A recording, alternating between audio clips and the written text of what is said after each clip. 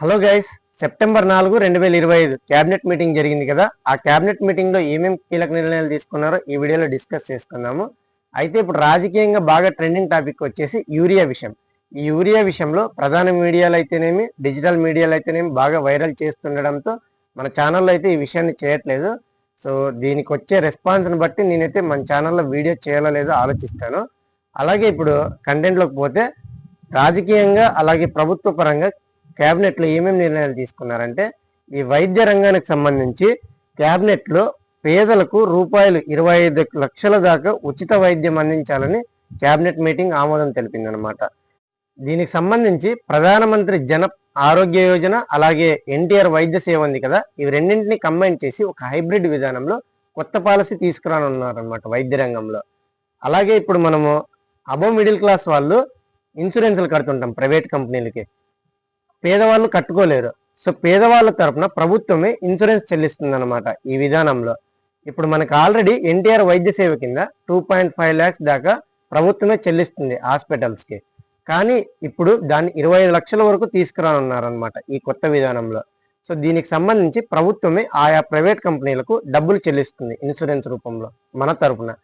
So ఇది ఒక మంచి విధానం అని చెప్పుకోవచ్చు. ఈ విధానాన్ని ప్రభుత్వం ఎంత వీలైతే అంత తొందరగా రావాలని కోరుకుందాము. సో దీనివల్ల 5 కోట్ల మంది ప్రజలకు వైద్య సేవల్లో బాగా తోడ్పడుతుంది అనమాట.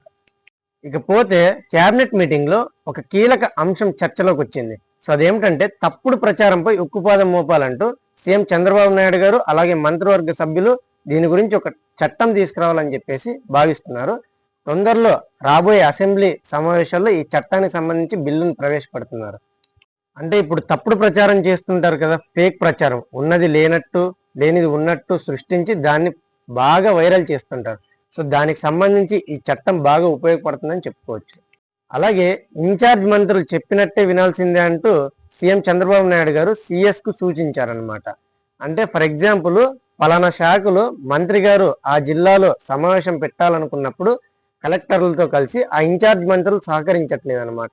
సో దానికి సంబంధించి కలెక్టర్లు ఆయా శాఖకు సంబంధించిన మంత్రి చెప్పినప్పుడు ఇన్ఛార్జ్ మంత్రులు వినాల్సిందే అని చెప్పేసి సిఎస్కు సూచించారనమాట చంద్రబాబు నాయుడు గారు. అలాగే ఈ దీపం పథకంలో 5 కిలోల సిలిండర్లకు బదులు 14.2 కిలోల ఎల్పిజి గ్యాస్ సిలిండర్లను ప్రజలకు ఇవ్వాలని ప్రభుత్వం భావిస్తోంది.